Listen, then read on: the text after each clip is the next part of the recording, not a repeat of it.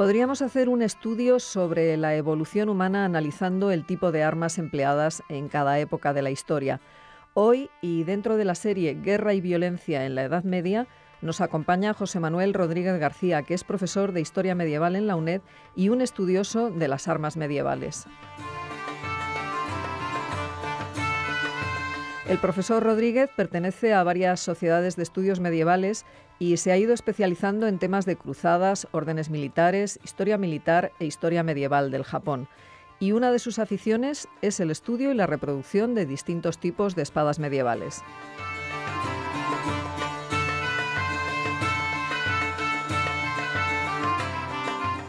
José Manuel, muy buenos días y bienvenido a Sin Distancias. Muchas gracias. Bueno, para hablar de los guerreros medievales, claro, no combatían con las manos, combatían con armas, ¿no? ¿Quiénes se encargaban de hacer las armas? Bien, el proceso de fabricación de armas es un proceso largo y complejo que empieza con la misma extracción de material básico. En este caso, si hablamos de armas medievales, tenemos que hablar de hierro y acero. Entonces, el primer gremio, el primer grupo de trabajadores que tenemos que tratar es el tema de los mineros.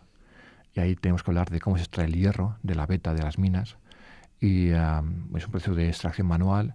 Y luego lo que se hace es que esos trozos de la veta se pica y se calienta. Y así conseguimos, digamos, barras de hierro que luego va a ser enviado a la ciudad para que lo trabajen los otros gremios. ¿Quiénes eran los encargados de trabajar el hierro en la ciudad? ¿De qué gremios estamos hablando? Bien, cuando hablamos de armas ya tenemos el material básico que es el hierro. Hablamos de los gremios de armeros que se dividían en varias familias, como si dijéramos. Están por un lado lo que son los herreros, propiamente dichos, que tenían luego varios subgremios.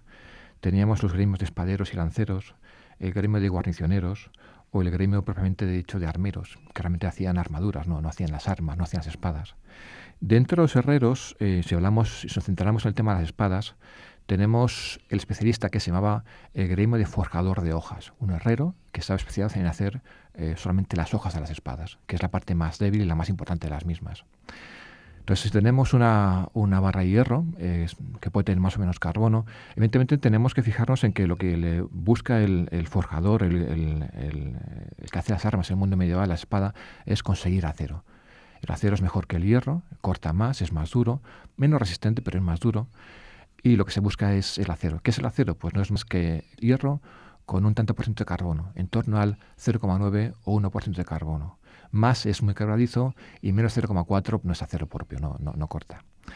Entonces, una vez que tiene el forjador de hojas, tiene la barra de hierro, empieza el proceso que se llama el proceso de forjado. ¿Y en qué consiste este proceso? Bien, el forjado es diferente en Occidente que en Oriente. La diferencia básica es porque en Occidente teníamos por aquel entonces hornos peores que en Oriente. En Oriente consiguen hornos de alta calidad, o también se llaman crisoles, que permitían fundir el hierro, con lo cual luego trabajan en moldes. En Occidente los hornos son peores, lo que se consigue con el calor es solamente ablandar el hierro, conseguir una especie de masa de hierro blanda, pero no líquida, con lo cual se trabaja por forja, que es por golpeteo. El trabajo básico es coger la barra de hierro, calentarla, dándole forma con el martillo y con golpes, y al tiempo lo que hay que hacer es fijar carbono sobre esa barra de hierro. ¿Cómo se fija el carbono? Pues mecánicamente. Cada vez que metes la barra de hierro en el fuego, lo sacas y la introduces en un contexto rico en carbono, por ejemplo, como pueden ser huesos. Polvo de hueso, polvo de asta y cierro. La metes ahí, la vuelves a meter calor, la vuelves a martillar, así vas fijando poco a poco el carbono sobre el hierro. Bueno, José Manuel, y además de los forjadores, ¿qué otros gremios intervenían en la fabricación de una espada? Antes has hablado ya de alguno. Sí, los forjadores son básicos. Hemos estado hablando del proceso, pero realmente me queda la mitad del proceso.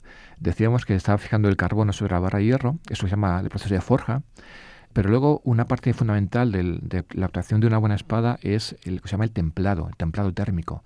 ¿En qué consiste esto? Pues nada más que un proceso por el cual la espada, la hoja de hierro, se va a enfriar rápidamente. ¿Cómo se consigue? Pues sumergirla en un líquido, bien sea agua con aceite.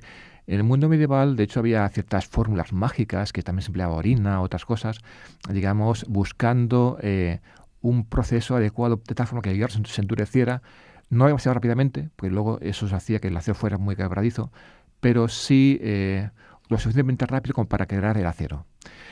Entonces tenemos el proceso de forja, luego tenemos el templado, que es la sumersión de la barra en un medio líquido para enfriarlo rápidamente, y ahí tenemos acero ya fijado en la espada. El problema es que ese acero es muy quebradizo Y lo que hacían los maestros herreros allá en el siglo XIII, XIV, XV es que se dan cuenta que hace falta un proceso más, que se llama el proceso de revenido.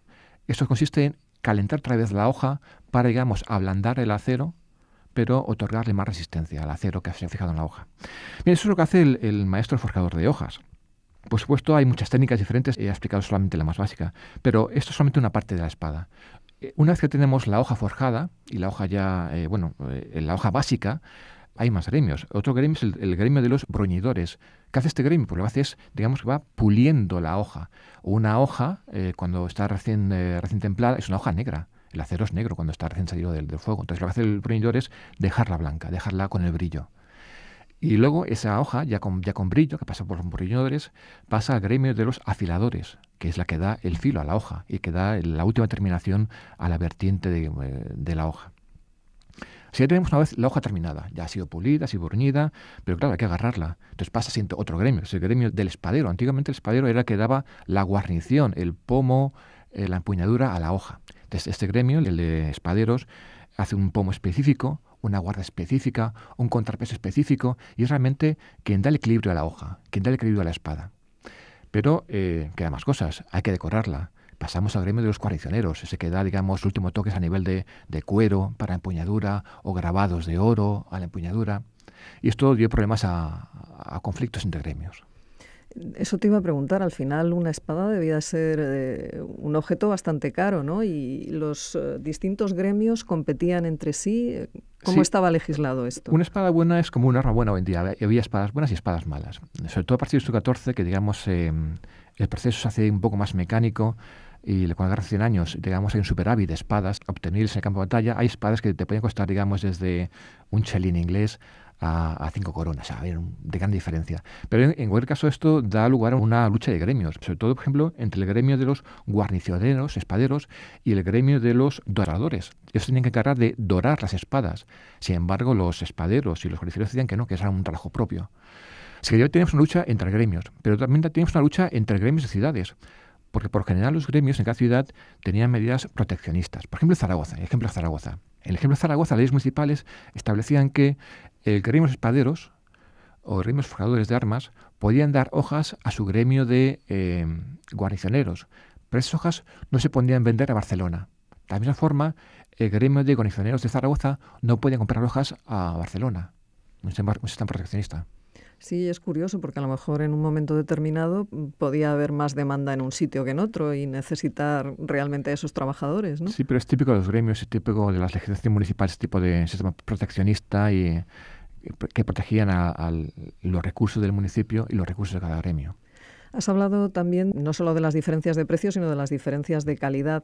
¿Había determinados sitios en los que fueran famosos por la calidad de sus espadas? Pues si hablamos del mundo medieval, ya en el siglo XV, evidentemente las hojas más famosas son las de Toledo. El acero toledano es ya en el siglo XV ya famoso a nivel europeo y se empieza a exportar a Europa.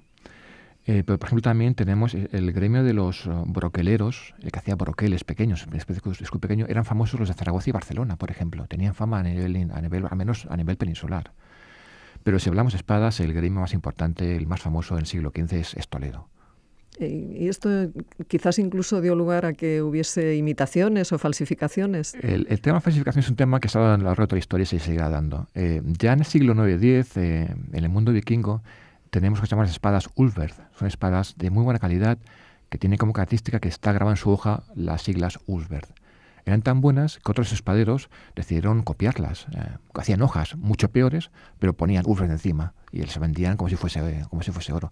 Pues con Toledo pasa lo mismo. En el siglo XV Toledo se hace famosa, de tal forma que ya en el siglo XVI le salen gente como japoneses que copian. En este caso eran desde Alemania, en Solingen. Solingen al principio empezó copiando y falsificando Toledo. Luego ya tiene una fama adquirida y ya a partir del siglo XVII Solingen tiene una forma propia, pero empezaron falsificando Toledo. Ahora lo que me gustaría que me contases es de la gente que usaba estas armas, de los guerreros, los duelistas, los maestros de esgrima, de espadas. Bien, hemos empezado comentando cómo se hacía una espada, un arma, y por supuesto tenemos que seguir comentando quién las manejaba a nivel profesional. Quería hablaros de tres grupos. Uno es el grupo de los guerreros, de los soldados, que ese hemos comentado otras veces, así que hoy no tocaremos, pero sí quería hablaros del grupo de los duelistas, de los maestros de armas. Los duelistas. Bien, el tema de los duelistas es que en el mundo medieval hay duelistas profesionales, que se generan a través del fenómeno de los juicios de Dios, las ordalías. Evidentemente, ya para el siglo XIII el tema de los juicios de Dios es un tema muy discutido. Por ejemplo, en las partidas se dice que bueno, aún se sigue admitiendo. Tengamos en cuenta que el tema de las ordalías viene del derecho germánico y con el derecho romano eso no se lleva bien. Alfonso X sigue diciendo que en casos especiales se puede emitir juicios de Dios, juicios a través de duelos, pero ya establece condiciones muy estrictas. Por ejemplo, que tienen que ser gente que combatan de la misma calidad social, tienen que ser combatientes equiparables, o sea, tú puedes encargar a alguien que combata por ti, pero el otro tiene que alquilar a alguien que sea parecido, si no, ese combate no es válido. Por ejemplo, también se establecen reglas sobre dónde celebrar los duelos. Tiene que ser un sitio neutral y también se establece, por ejemplo, que los duelistas, a ninguno de ellos les dé el sol de cara, para que empiecen con mismas posibilidades.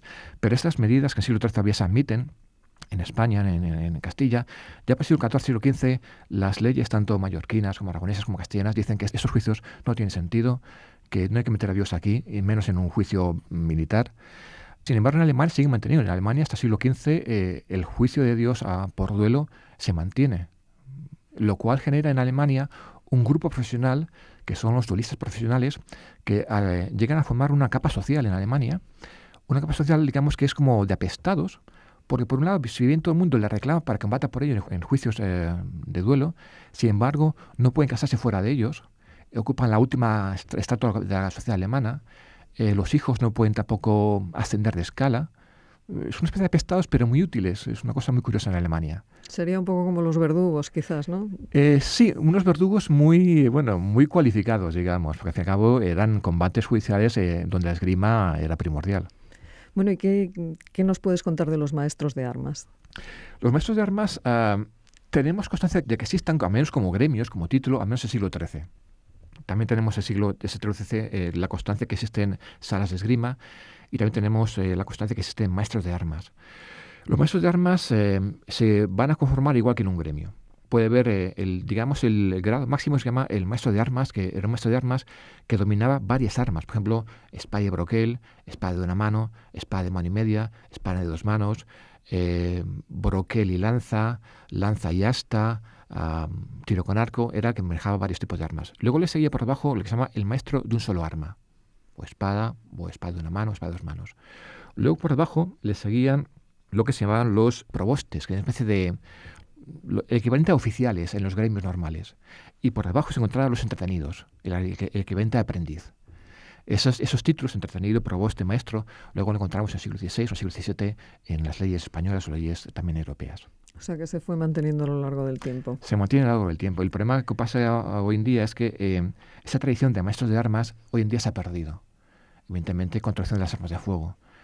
Digamos que en España, en la península ibérica, hubo una tradición de maestros de armas entre los siglos XIII al XVIII, pero a partir del XVIII esa tradición se pierde, porque el arma de fuego es omnipresente y ya no hay una tradición de esgrima, de combate. Se van a mantener algunos regimientos, pero ya no perdió tradición. No es así como en Japón ha prohibido hasta hoy en día. Entre otras cosas porque en el apoyo shogunato se prohíbe el uso de armas de fuego, entonces digamos que los maestros de esgrima pueden prohibir. En Occidente, digamos, armas de fuego arrasa con todo lo demás, y esa tradición de maestros de armas se pierde.